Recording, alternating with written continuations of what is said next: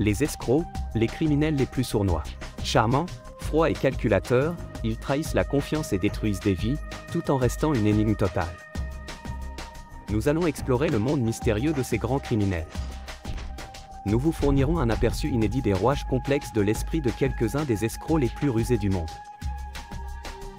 Nous révélerons les détails et les subtilités de leurs crimes élaborés, et découvrirons comment la justice a fini par les rattraper. Dans cet épisode, nous allons voir l'histoire de ce faux médium qui a exploité sans pitié des personnes croyant au monde spirituel. Les personnes âgées puisant du réconfort dans ces soi-disant pouvoirs psychiques, ils se servaient de leur confiance comme d'une arme pernicieuse. Paul Williams s'en prenait aux personnes les plus vulnérables de la société, à savoir les personnes âgées et les personnes en deuil. Il a ainsi profité de leur vulnérabilité pour s'emparer des économies de toute une vie.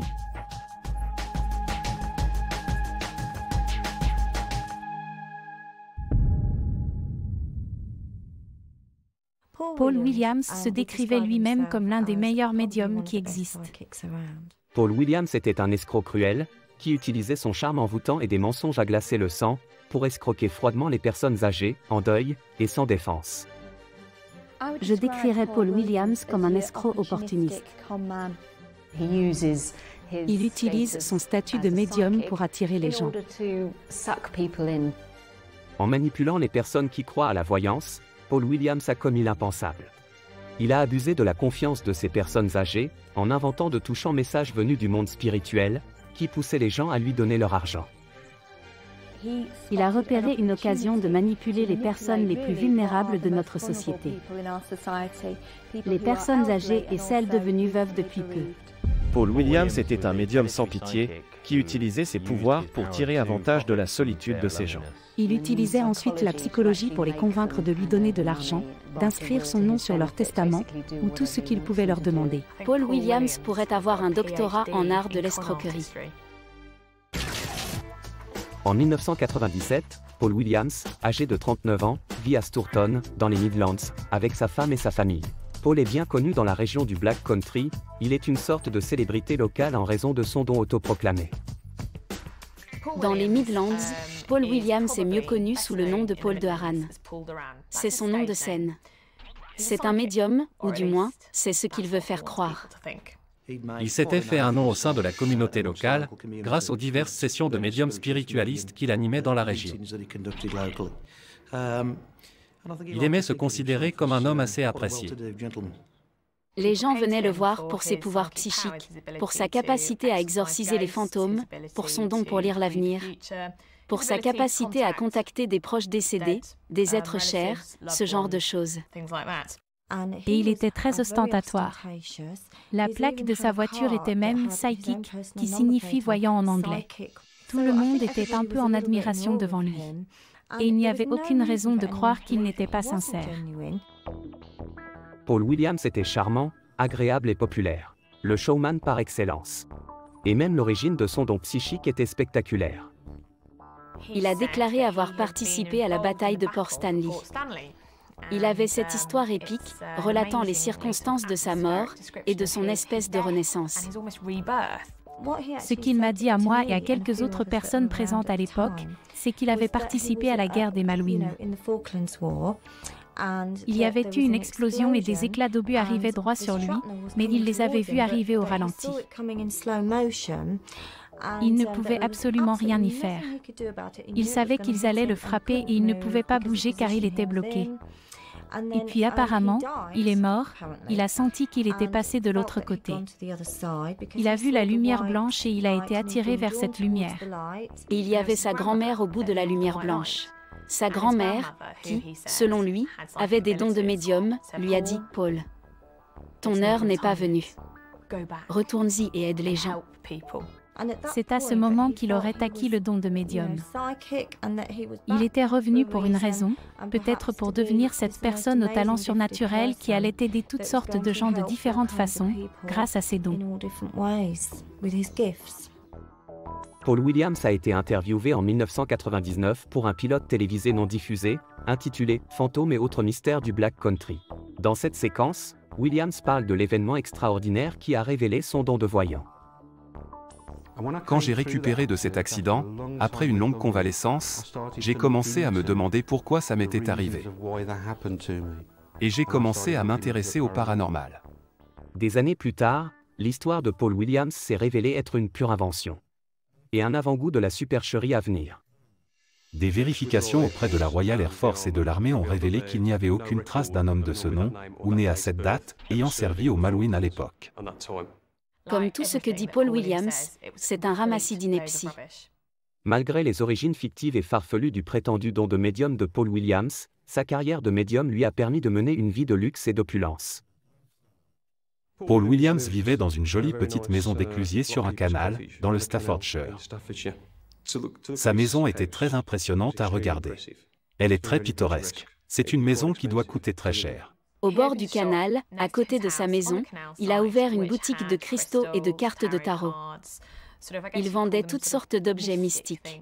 Les gens passaient devant, alors il discutait avec eux. Il lui achetait des objets. Je pense que c'était une activité assez rentable. En plus de sa petite boutique ésotérique, il était employé comme voyant salarié par un hôtel de Stourbridge, le Talbot Hotel. C'était sûrement le premier hôtel du pays à proposer à la fois le petit déjeuner et la lecture des lignes de la main. Il était donc une personnalité très connue, hors du commun et charmant. Paul Williams, qui faisait sa propre publicité et qui était partout dans les journaux locaux, a même prétendu que la police avait fait appel à son don pour élucider des crimes. Paul Williams a affirmé avoir aidé la police à enquêter sur des crimes graves. À ma connaissance, il n'a jamais aidé la police dans aucune enquête. Mais ce ne sont pas ses seuls mensonges. Williams s'autoproclamait médium d'un grand nombre de célébrités.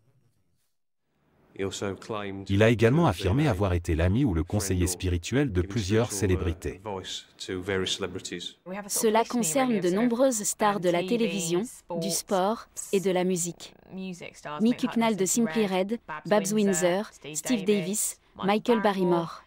Il m'a même dit qu'il avait conseillé tout le casting de la série Coronation Street, il me semble. Et qu'il avait également lu l'avenir de certains acteurs de EastEnders. Je lui ai demandé s'il était réellement médium de stars.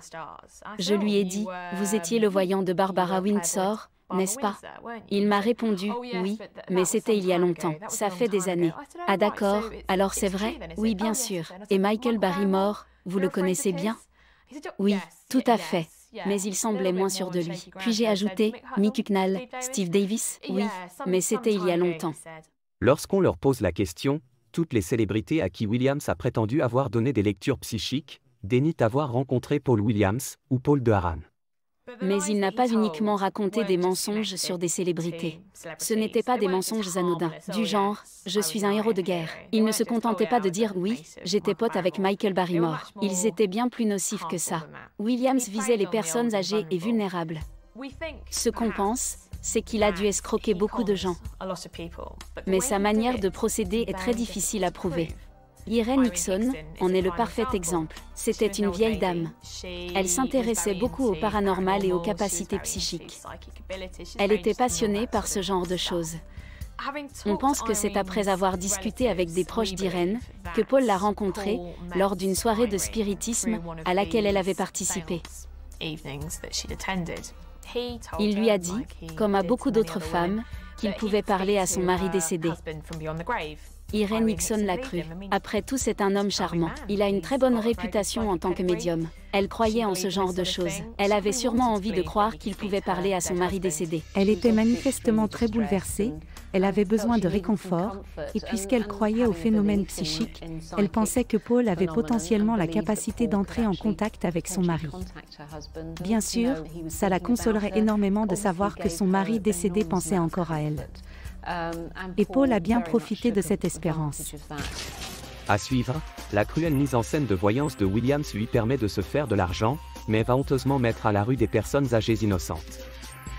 Il lui fait expulser ses locataires contre son gré, puis a directement tourné son attention vers les prochaines victimes de ses manipulations.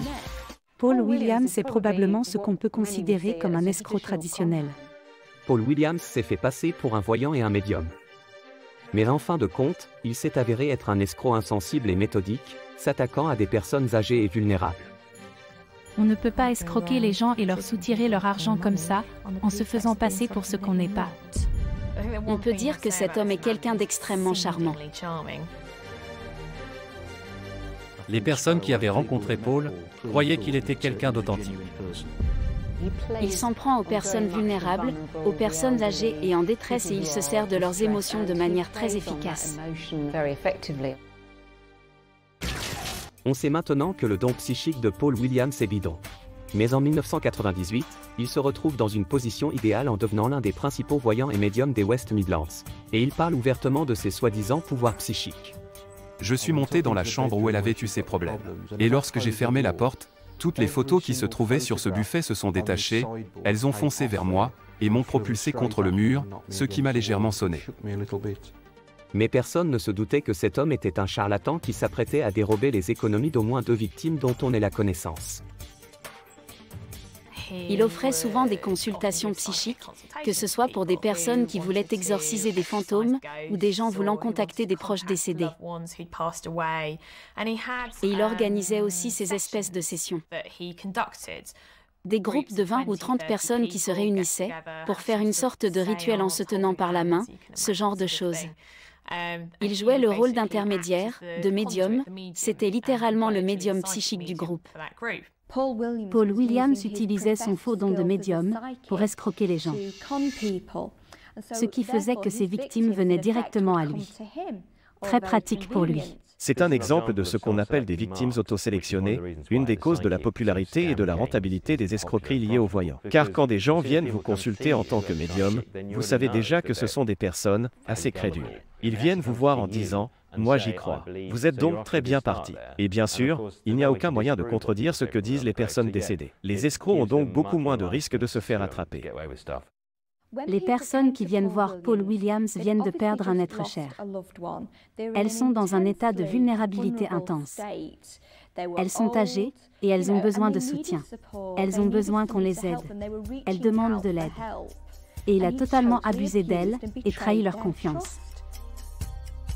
Irene Nixon fait partie des femmes qui ont vraiment cru au don de médium de Paul Williams. Irene consulte Williams pour la première fois en 1998, dans l'espoir d'entrer en contact avec Ernest, son mari récemment décédé. Williams devient ami avec Irene, comme le montre cette séquence d'un pilote télévisé non diffusé. Aujourd'hui, je suis en compagnie d'Irene Nixon, la femme qui est devenue ma mère adoptive et à qui je tiens beaucoup. Il s'est assez rapidement immiscé dans sa vie. Je pense qu'il a dû découvrir assez rapidement qu'elle n'avait pas d'enfant et qu'elle était très riche. Elle possédait une belle maison à Tipton, ainsi que de nombreux bijoux. Elle avait de nombreuses figurines royales d'Holton. Et elle logeait 3 locataires dans sa maison, chacun d'entre eux lui versait un loyer. Donc, Paul a fini par se lier d'amitié avec elle. 4 mois plus tard, elle rédige un testament dans lequel elle lègue tous ses biens à Paul Williams. Et si Paul mourait avant elle, c'est son fils Stephen qui deviendrait l'héritier. Il y a eu quelques autres legs et des dons caritatifs, quelques milliers de livres par-ci, quelques milliers de livres par-là à d'autres membres de la famille. Mais la majorité de la fortune et la maison étaient léguées à Paul Williams. Irene Nixon avait 2 cousins en vie, Doug et John Hyde, dont elle était proche. Mais le testament rédigé par le notaire de Paul Williams le 12 février 1999 indique qu'Irene lègue sa maison à son nouvel ami qu'elle connaît depuis 4 mois. Malheureusement, à l'automne de la même année, la santé d'Irene Nixon commence à se détériorer. Elle est admise à l'hôpital, et ses cousins, inquiets, se précipitent à son chevet. C'est une grande indication de l'influence que Paul a exercée sur Irene.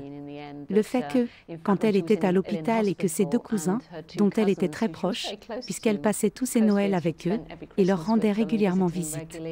Quand ses cousins ont essayé d'aller la voir à l'hôpital, Paul avait fait croire au personnel qu'il était son fils. Et Doug a dit, « Comment ça ?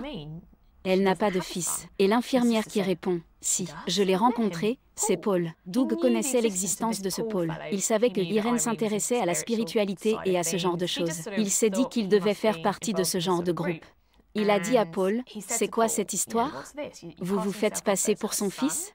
Qu'est-ce qui se passe ?» Apparemment, Paul a dit, « Je suis le fils qu'elle n'a jamais eu. Elle aime dire que je suis son fils, car je suis le fils qu'elle n'a jamais eu. » Et Doug a dit, à l'époque, je me suis dit pourquoi pas, c'est une explication assez juste. Il a l'air d'être sympa. On dirait qu'il est d'Irene. Je me dis que c'est une bonne chose. Quelques mois plus tard, l'état d'Irene s'est gravement détérioré, et Doug a écrit à son avocat. Pensez-vous que nous devrions avoir une procuration? Il propose de faire une procuration au nom de Paul mais aussi de ses frères. Sous les instructions de Paul, l'avocat a répondu « Non, elle est tout à fait saine d'esprit. Nous n'avons pas besoin de procuration. » En fait, son état s'améliore. Quelques mois plus tard, Irene est malheureusement décédée. Irene Nixon est décédée le 22 décembre 2000. Un peu plus de 2 ans après avoir rencontré Paul Williams. À sa mort, Doug et John se rendent compte que leur cousine a légué la grande majorité de ses biens à Paul Williams. Mais ils vont faire une autre découverte choquante. Le plus terrible, c'est que l'exécuteur testamentaire était Paul. Il a eu le contrôle total après sa mort. Irene n'avait pas d'enfants, mais elle avait des cousins, des nièces et des neveux. On aurait pu penser qu'elle aurait fait d'eux, de sa famille, les exécuteurs de son testament, et non quelqu'un qu'elle n'avait rencontré que 4 mois auparavant. Doug et John Hyde ne supportent pas de voir Williams dominer les débats lors des funérailles d'Irene, ils décident donc de ne pas y assister. Mais Williams est là, et il est au centre de la scène. Paul a fait un éloge funèbre aux funérailles. La femme de Doug y était. Elle a dit que c'était la chose la plus affreuse qu'elle ait jamais entendue. Il a versé des larmes de crocodile. Il a dit que Irene était son amie la plus proche, la deuxième mère de sa vie. Elle a dit que ça sonnait très creux. Williams s'est sans doute convaincu qu'il ne faisait rien de mal. Si Irene voulait lui léguer ses biens à sa mort de son plein gré, eh bien, qu'il en soit ainsi. Qui peut lui refuser sa dernière volonté? En réalité, c'est lui qui lui a refusé sa dernière volonté. Paul Williams n'a pas enfreint la loi, mais la générosité d'Irene Nixon a donné au faux médium les moyens de poursuivre sa mascarade et d'escroquer cruellement l'un de ses locataires. Et l'escroc ne respectera pas les dernières volontés d'Irene Nixon. On a un aperçu de la véritable personnalité de Paul Williams après la mort d'Irene, quand il devient propriétaire de sa maison. Comme il le savait, elle avait stipulé dans son testament qu'elle voulait que ses locataires continuent à y vivre. L'un d'entre eux était déjà décédé, mais il y en avait 2 autres, Gérard Raouli et Ted Boszwicki, un Polonais. Dans le testament d'Irene, il était stipulé qu'après sa mort, ces hommes devaient pouvoir continuer à vivre là, aussi longtemps qu'ils le souhaitaient. 12 à 18 mois après le décès d'Irene, la maison a été vendue. Ted s'est retrouvé sans domicile fixe dans les rues de Tipton et Gerald Raouli a été placé dans une maison de retraite avec l'aide de Paul Williams. Ce n'est pas exactement ce qu'Irene aurait voulu.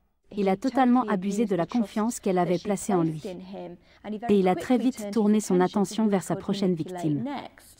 Il s'agit de Jerry Raouli, l'un des locataires âgés d'Irene. Paul Williams ne se sert pas de son statut de médium semi-célèbre pour escroquer ses victimes. Il s'appuie sur le fait que sa victime est vulnérable, âgée et aveugle à cause d'une cataracte. Williams a clairement vu une occasion de profiter de lui, et il a préparé son coup, notamment en établissant avec lui une relation de confiance. Et finalement, Williams a réussi à voler toutes les économies de ce pauvre homme. Alors que l'homme est sans domicile fixe depuis la mort d'Irene Nixon, Paul Williams trouve un logement à Jerry Raouli à 15 km de son ancien domicile. Puis il l'aide à transférer son argent dans une banque plus pratique. Un acte de gentillesse en apparence, mais en réalité un moyen pour Paul Williams d'escroquer de manière dévastatrice et cruelle un vieil homme handicapé, en lui volant les milliers de livres qu'il économisait pour financer ses funérailles. Vous savez, à l'époque j'étais presque aveugle. J'étais presque aveugle. Je ne me rendais compte de rien, je pouvais faire tomber 50 centimes par terre. J'avais une cataracte très grave, et je ne voyais absolument rien. J'avais un compte bancaire à Tipton, à la banque Tipton Building Society. Et il m'a dit qu'il valait mieux que je le transfère à Yorkshire, sur High Street. Je lui ai donné mon livre comptable, et il est allé transférer mon compte de l'ancienne banque à Yorkshire. Et ce n'était pas un compte joint, c'était un compte à mon nom. Il a inscrit son nom à côté du mien. Il a tout retiré et m'a laissé 100 livres sur les 7000 livres qu'il devait y avoir dessus à l'époque. Jerry Rowley était un locataire d'Irene Nixon. C'est ainsi que Paul l'a rencontré. Il l'a aidé à se reloger. Mais en fait, il l'a expulsé de la maison d'Irene et l'a placé dans une résidence pour personnes âgées à Stourbridge. Il l'a aussi persuadé de changer de banque. Et dans la foulée, il s'est assuré que son nom soit inscrit comme titulaire du compte bancaire. Puis il a volé son chéquier et ses coordonnées bancaires. Il y avait environ 6500 livres sur ce compte bancaire. Il économisait pour payer ses propres funérailles. Williams a vidé le compte et a émis de nombreux chèques frauduleux. La falsification de chèques, ou la fraude aux chèques comme on l'appelle dans le milieu de l'escroquerie, est un domaine traditionnel et lucratif de l'escroquerie, car c'est une autre forme de crédit. Ce n'est qu'un bout de papier, mais en réalité, ce bout de papier vaut de l'argent. C'est un terrain propice à l'escroquerie.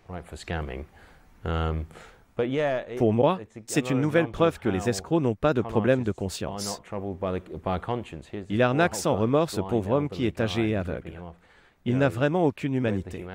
Les escrocs en général n'en ont pas. Jerry avait économisé pour ses funérailles. Williams a dû se dire que ce n'était qu'un enterrement.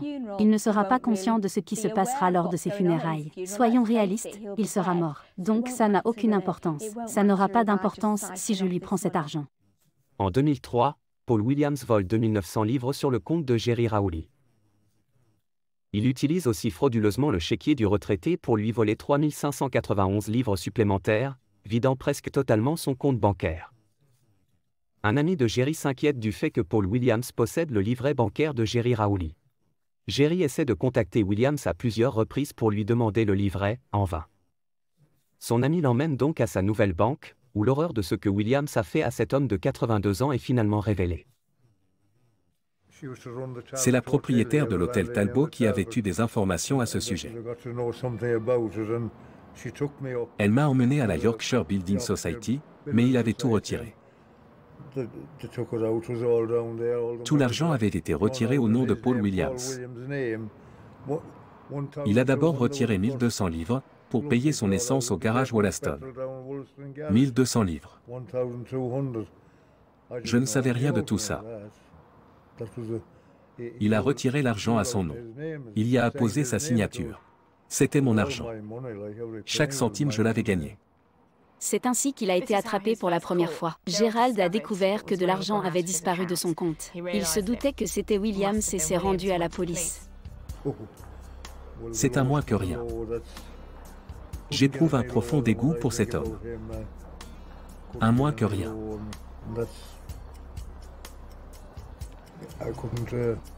Il est tout en bas de mon estime. Après avoir perdu ses économies, Jerry Rowley a déclaré avoir eu des pensées suicidaires, mais heureusement, il n'est pas passé à l'acte. Par contre, Jerry s'est rendu à la police pour signaler ce que lui avait fait Paul Williams. Sans que Williams le sache, la police commence à enquêter sur l'escroc, qui après avoir siphonné Jerry, était passé à sa prochaine victime. Cette victime allait subir son escroquerie la plus cruelle et la plus terrible. À suivre, la comédie de médium de Williams atteint des niveaux encore plus dévastateurs et méprisables. Williams a dit à Joyce qu'il avait reçu un message psychique qui l'attirait. Ce message le menait vers l'horloge du grand-père où, comme par hasard, Charles avait caché son testament. Paul Williams est un criminel qui s'est servi du monde spirituel comme de son arme de prédilection, pour détruire la vie de personnes âgées et endeuillées.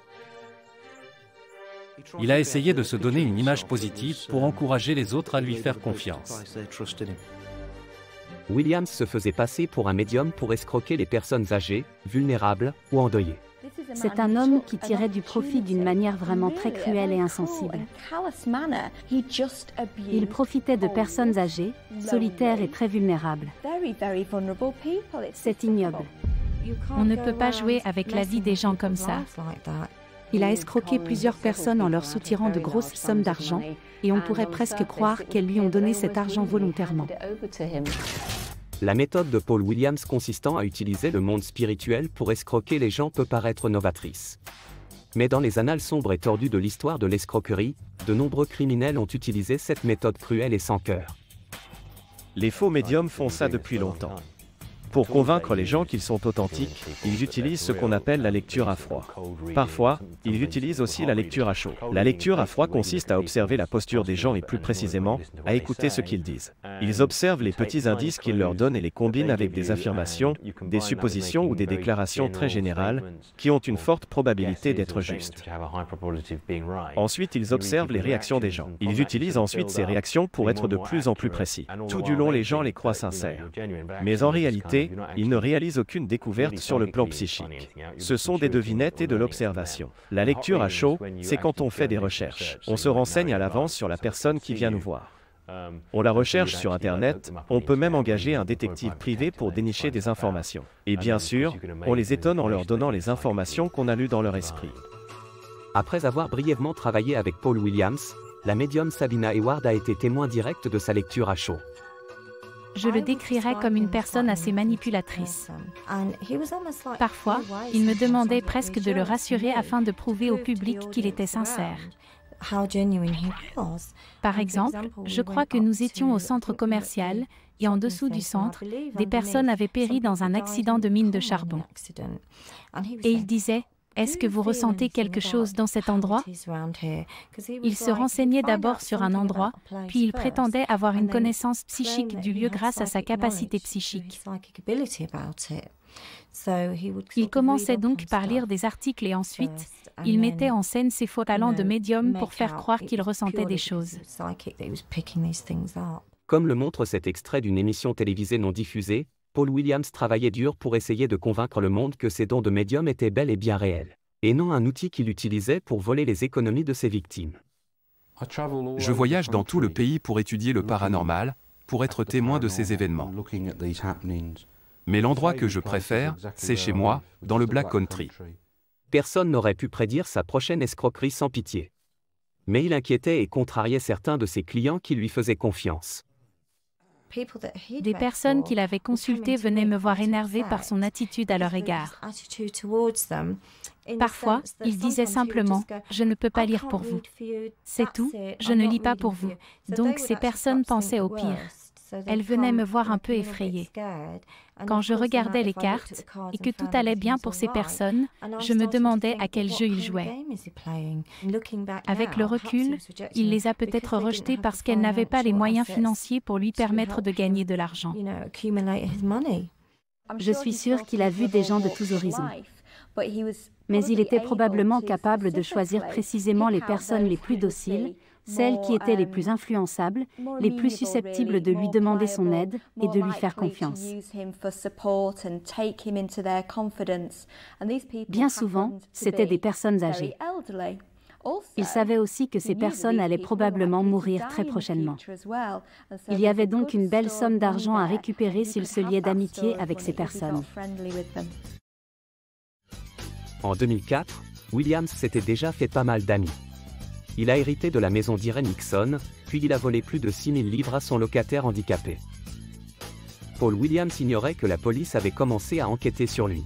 Il avait déjà trouvé ses prochaines victimes, un couple de croyants spirituels qu'il connaissait par intermittence depuis les années 1990. Les dernières victimes connues de Williams sont un couple du nom de Joyce et Charles Sutton.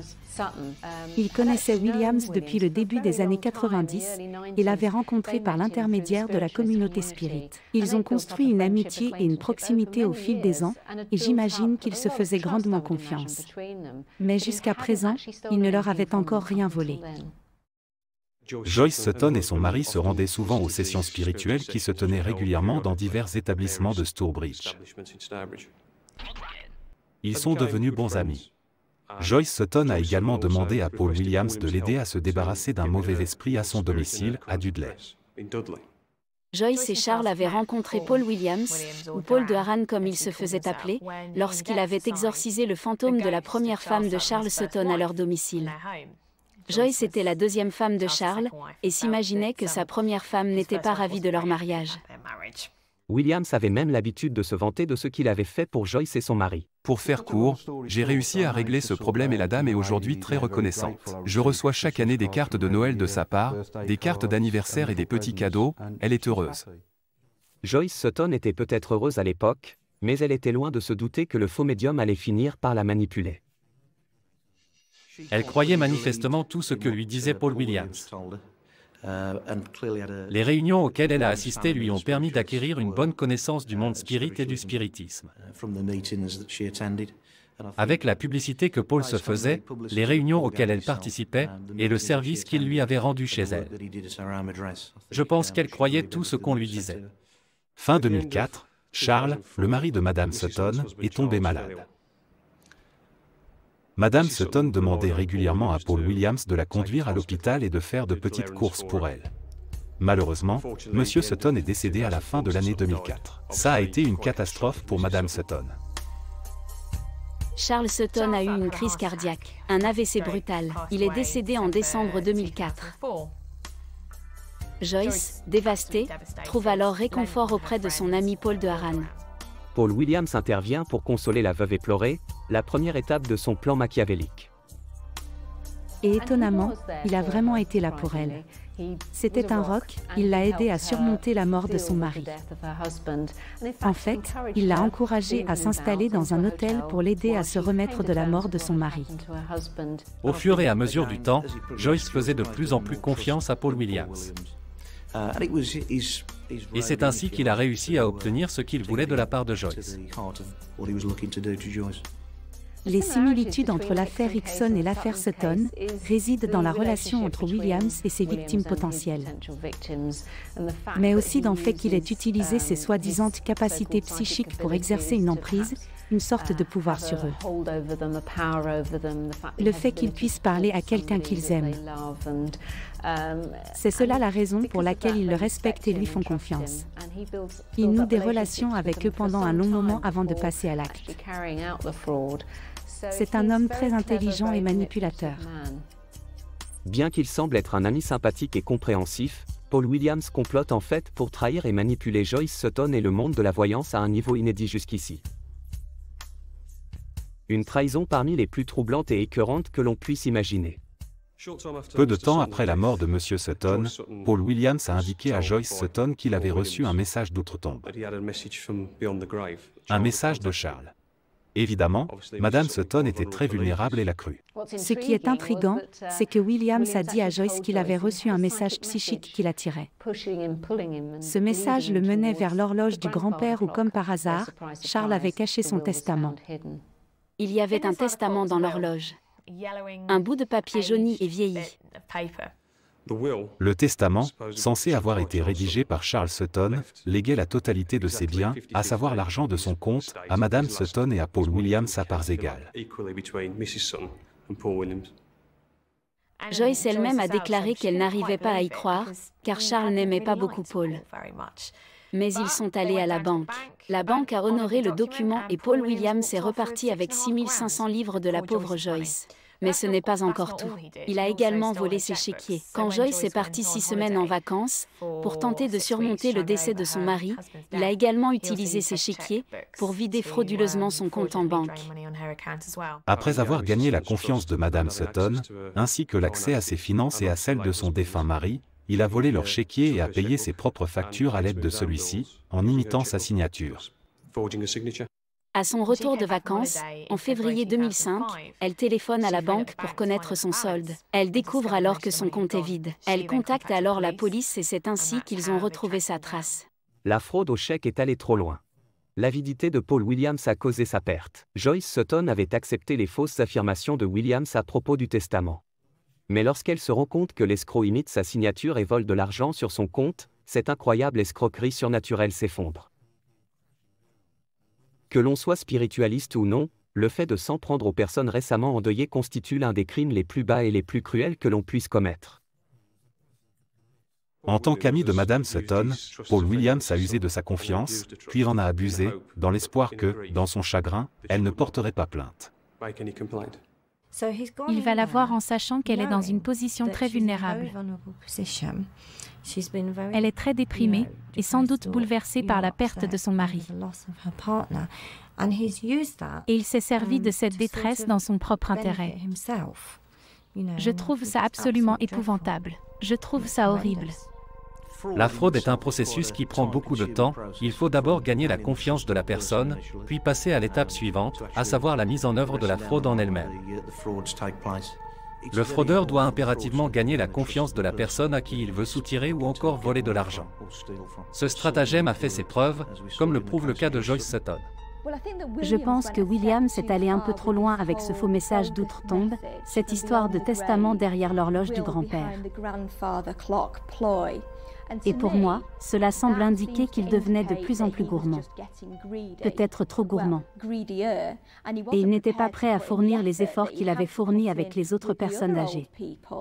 En fait, il n'était pas disposé à prendre le temps de s'attirer les faveurs de Madame Sutton et à attendre patiemment qu'elle meure. Il savait ce qu'il voulait, mais il le voulait immédiatement. Je sais que cela peut paraître ridiculement insolent qu'il ait cru pouvoir s'en sortir. Mais s'il pensait avoir le total contrôle de ce qu'il faisait, il n'avait aucune raison de penser qu'il ne s'en sortirait pas. Il se peut qu'il ait été victime de sa propre escroquerie, dans le sens où il avait trop confiance dans le pouvoir qu'il exerçait sur sa victime, et dans le fait qu'il allait s'en tirer sans problème. Mais les escrocs ne sont généralement pas les personnes les plus prévoyantes, les plus prudentes ou les plus consciencieuses. Donc ils sont souvent très négligents à cet égard. La chasse à l'homme avait commencé, et Paul Williams aurait dû savoir ce qui allait se passer ensuite. Madame Sutton a contacté la police au début de l'été 2005, car elle s'était rendue compte que des fonds avaient disparu de son compte bancaire à son insu. Ce n'est qu'à ce moment qu'elle s'est aperçue que le chéquier de son compte personnel avait disparu. Heureusement, Joyce ne se laissait pas faire. Elle a senti le piège. Elle s'est rendue à la police, qui enquêtait déjà sur Williams à cause de l'argent qui avait été volé à Gerald Rowley. Ils ont examiné ce testament et ont découvert qu'il s'agissait d'un faux. À suivre, l'escroquerie de Paul Williams s'effondre comme un château de cartes, lorsque toute l'ampleur de son escroquerie est révélée au monde entier. On publie l'article ce dimanche, votre visage va être en une du journal. Tous les habitants des Midlands découvriront votre escroquerie et votre comportement d'une cruauté sans nom. Quelle est votre excuse? Paul Williams a utilisé son personnage de médium pour arnaquer des personnes âgées sensibles et endeuillées. Étant donné qu'il était lui-même une petite célébrité, les gens lui faisaient confiance et l'écoutaient. Il a simplement vu une opportunité d'escroquer des personnes vulnérables et il l'a saisie. Je pense personnellement qu'il a concocté ce tissu de mensonges dans sa tête et qu'il croyait tout ce qu'il racontait. Je suppose qu'il est l'escroc ultime, car il croit en ses propres mensonges. Les arnaques de Paul Williams lui ont rapporté des milliers de livres, mais il n'est pas le premier criminel à exploiter le monde des médiums. L'histoire des phénomènes psychiques et du spiritisme en elle-même est une longue suite de faux mythes, de démasquages, de fraudes, d'escroqueries, de déceptions, et j'en passe. Et pourtant, ça existe toujours. C'est vraiment remarquable. Il était manifestement capable de regarder les gens dans les yeux et de faire croire qu'il pouvait parler à des personnes décédées. D'un point de vue spirituel, on ne lit pas les cartes et l'avenir des gens pour gagner de l'argent. En réalité, on fait ça avant tout pour aider les gens. Aider les gens était la dernière chose à laquelle pensait Paul Williams. Il utilisait son don autoproclamé dans l'unique but de gagner de l'argent. Ces personnes sont âgées, vulnérables, leurs proches sont décédés. Et il sait exactement comment procéder. Si vous regardez son escroquerie, il s'agit presque d'une escroquerie amoureuse. Il ne convainquait pas les gens de tomber amoureux de lui, mais plutôt d'entretenir une relation étroite avec lui et de lui faire confiance. En 2005, les escroqueries et les mensonges de Paul Williams le rattrapent quand la veuve Joyce Sutton s'aperçoit qu'il a volé son chéquier et l'a utilisé pour payer ses propres factures. Elle se rend à la police, qui lance une enquête sur le médium arnaqueur, suspecté de s'en prendre aux personnes les plus vulnérables. Paul Williams a été arrêté par mon collègue pour tromperie et pour le vol du chéquier, ainsi que pour les transactions frauduleuses et les chèques qui en ont découlé. Une perquisition a été effectuée à son domicile, divers documents appartenant à Joyce et Charles ont été trouvés, ainsi que d'autres documents dont il n'avait pas la légitimité. Ceux-ci appartenaient à Monsieur et Madame Sutton. Pendant ce temps, Madame Sutton m'a contacté pour me parler du testament, car elle était très inquiète. Et à la lumière de ce qui s'était passé avec les fraudes aux chèques, elle craignait que le testament ne soit un faux. Notre enquête a prouvé que le testament était bien un faux, réalisé par Williams. Au palais de justice de Wolverhampton, Paul Williams, que l'on voit ici arrivant à son audience, a dû décider s'il allait enfin admettre sa mascarade et son escroquerie. Je pense que tout le monde a été surpris quand il a décidé de plaider coupable. La plupart des gens qui suivaient l'affaire, comme le Sunday Mercury, s'attendaient à ce qu'il plaide non coupable. Il s'agissait de personnes âgées. Lors du contre-interrogatoire, les avocats pouvaient probablement dire qu'ils étaient confus, qu'il essayait seulement de les aider, etc. Les accusations qu'il a reconnues devant le tribunal concernent la falsification du testament des Sutton et l'argent qu'il a volé à Joyce, ainsi que l'argent qu'il a volé à Gerald Rowley. La police pense qu'il a commis d'autres délits et escroqué d'autres personnes, mais c'est très difficile à prouver. Mais les témoignages de Jerry Rowley, 82 ans, et de Joyce Sutton, récemment endeuillée, étaient irréfutables. Williams était forcé de reconnaître ses crimes et de plaider coupable. Après l'audience, la journaliste locale Emily Andrew rend visite à l'escroc avant qu'il ne soit condamné pour ses crimes. J'ai donc dit, Paul Williams? Il a dit oui. Ou devrais-je dire Paul de Haran? Il a répondu, qui le demande? J'ai donc dit, Emily Andrew, Sunday Mercury. On publie un article sur vous cette semaine. Il a paru très choqué et il est devenu tout blanc. Et j'ai dit, vous savez, vous avez trompé ces pauvres personnes âgées. Vous l'avez admis devant le tribunal. Quelle est votre excuse? Et il m'a sorti une espèce de litanie d'ineptie. Il a dit, oh, je suis vraiment malade. J'ai des problèmes de santé mentale. J'ai très mal au dos. Mon avocat présentera mon allègement pendant le procès. J'ai dit, allons, Paul, c'est votre chance de me le dire. On publie l'article ce dimanche. Votre visage va apparaître à la une. Tous les habitants des Midlands vont découvrir votre escroquerie et votre comportement méprisable. Quelle est votre excuse? Il n'en avait pas vraiment, juste que les victimes ne disaient pas vraiment la vérité. Mais vous avez plaidé coupable, vous l'avez admis. Chaque histoire a deux versions. Il y a deux versions à chaque histoire. Eh bien, allez-y, donnez-moi la vôtre. Quelle est votre version? Je ne peux pas vous en parler. Mon avocat m'interdit de parler. J'ai dit, ça vous arrange bien, n'est-ce pas? Et il a dit, je vous parlerai après le procès. Quand vous serez en prison, oui, on pourrait peut-être écrire un livre ensemble. Je me suis dit, non, ça ne va pas être possible. Merci beaucoup. En plus de sa déclaration selon laquelle ses problèmes de santé l'ont poussé à adopter un comportement criminel cruel et insensible, l'escroc médium a également déclaré ceci à propos de son don autoproclamé. J'y ai totalement renoncé après l'éclatement de cette affaire. Lors de la condamnation, Adam Weston, qui défendait Williams, a affirmé que l'escroc avait utilisé l'argent qu'il avait gagné pour financer une liaison extra-conjugale, et pour financer son mode de vie plutôt que d'accepter de perdre son statut après sa perte d'emploi. En gros, il essayait de faire croire qu'il avait besoin d'argent. Et qu'il était prêt à tout pour obtenir cet argent, même à escroquer des personnes âgées et endeuillées. Je pense qu'on ne peut pas vraiment se défendre en disant « j'avais besoin de conserver mon mode de vie ». C'est notre cas à tous, non. Pour autant, nous ne trahissons pas la confiance des autres pour garder notre propre mode de vie. Paul Williams a été condamné à une peine de 18 mois de prison pour ses tromperies. Le juge de l'audience a déclaré que même lui aurait dû le voir venir. Le juge du procès a même ajouté « pas besoin d'être voyant pour comprendre la gravité de ces crimes ». Le mystère reste entier quant à savoir si les prétendues capacités psychiques de Paul Williams lui ont permis d'anticiper sa peine de 18 mois de prison. Et on ignore si d'autres victimes âgées sont tombées dans les filets de l'escroquerie froide, calculatrice et cruelle de Paul Williams.